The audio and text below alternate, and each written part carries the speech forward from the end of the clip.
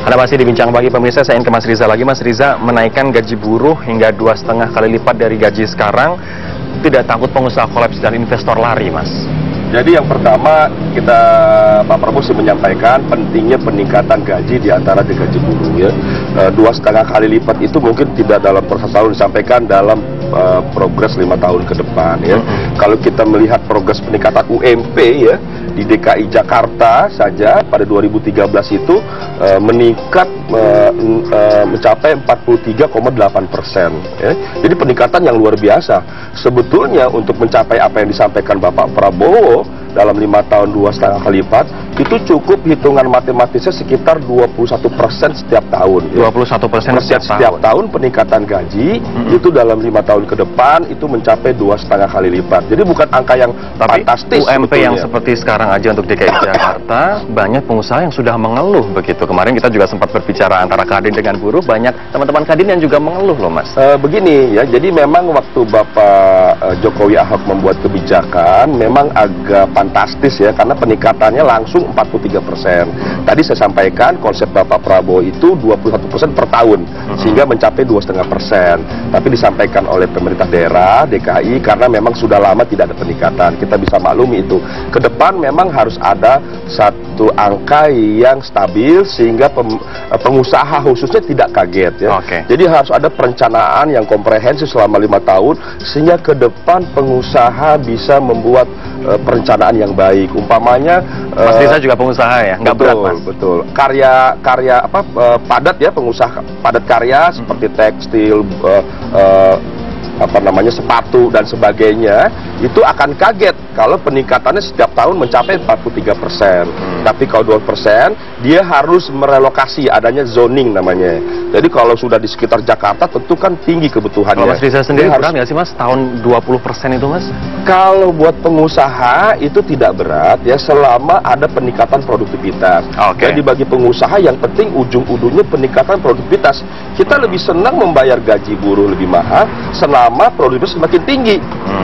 Kalau kita harus ada produktivitas dari buruh juga begitu ya. Jadi memang harus berimbang antara produktivitas buruh dengan pendapatan hasil produktivitas buruh itu sendiri. Ibu, realistis atau utopis meningkatkan gaji sebesar kenaikan itu? 2013 itu situasi khusus sekali karena tuntutan buruh dan waktu itu naik 43%. Tapi setelah itu DKI itu dan hampir semua Indonesia hanya naiknya 10-an% begitu ya. Sekitar itulah ya. Dan yang lebih penting mengenai produktivitas, saya punya data ASEAN Productivity Organization ini ya, yang menunjukkan Indonesia ini produktivitas tenaga kerja itu naiknya tiap tahun hanya 2-3%. Produktivitas hanya 2-3%.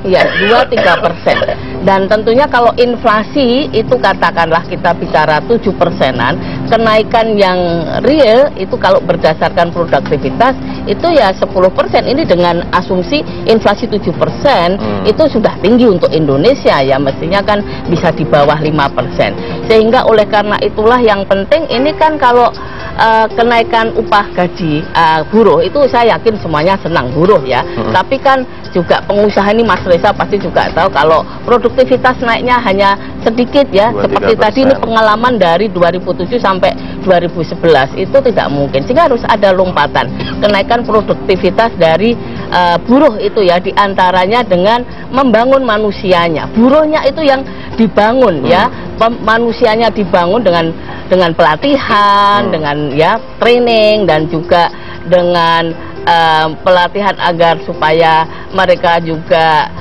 bisa menjadi entrepreneur ya, pelatihan-pelatihan supaya peningkatan pendapatan masyarakat termasuk buruh itu terjadi peningkatan. Dan ini di beberapa negara itu pernah terjadi peningkatan besar kenaikan buruh seperti Cina. Ini terjadi peningkatan yang besar sekali dalam kenaikan gaji buruh di Cina akhir-akhir ini ya, sejak mereka sukses dalam membangun ekonominya dengan pertumbuhan yang tinggi karena kan reformasi atau revolusi di dalam ekonomi dilakukan dengan membuka diri, kemudian berbagai kebijakan yang berpihak kepada investasi bisnis, sehingga akhirnya ekonomi bisa tumbuh 7, 8, 9, 10, 11%. Dan kenaikan buruh di Cina karena produktivitasnya di Cina juga naik tinggi sekali ya, sehingga buruh di Cina itu juga kenaikan pendapatannya tinggi sekali, sehingga kalau di Indonesia kita ingin melakukan perubahan kenaikan buruh yang tinggi, menaikkan produktivitas yang signifikan, itu hanya bisa terjadi kalau kita melakukan perubahan yang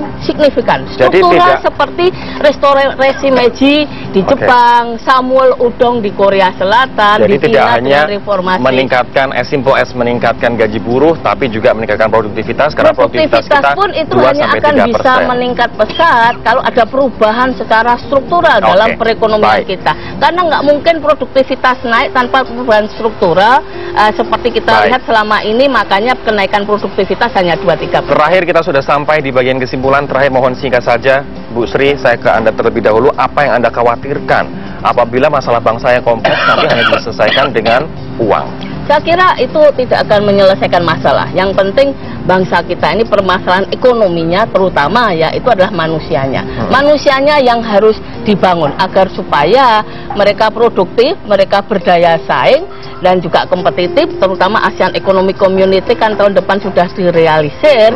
Tapi selain itu juga kita harus membangun infrastruktur kita yang sangat tinggi sekali, karena kalau tidak ada pembangunan infrastruktur yang signifikan, dan itu harus menjadi prioritas. Mas Riza, menurut Bu Sri bukan dari uangnya, bukan dari kesejahteraannya, tapi dari peningkatan kualitas SDM dan juga infrastruktur. Betul, pendapat Anda? Itu salah satu saja. Jadi Pak Prabowo menyampaikan perlu peningkatan gaji guru, PNS, TNI Polri, kemudian buruh dan sebagainya. Itu bagian salah satu stimulus bagi masyarakat yang bekerja dalam rangka meningkatkan kualitas sumber daya manusia. Yang paling penting setiap bangsa adalah peningkatan kualitas sumber daya manusianya. Dengan kualitas sumber daya yang baik, maka bangsa akan meningkat. Terima kasih Mas Riza. Ibu Sri, terima kasih atas waktunya. Demikianlah perbincangan kami pada pagi hari ini. Semoga bermanfaat pemirsa, dan kita kembalikan ke Vina. Silahkan Vina.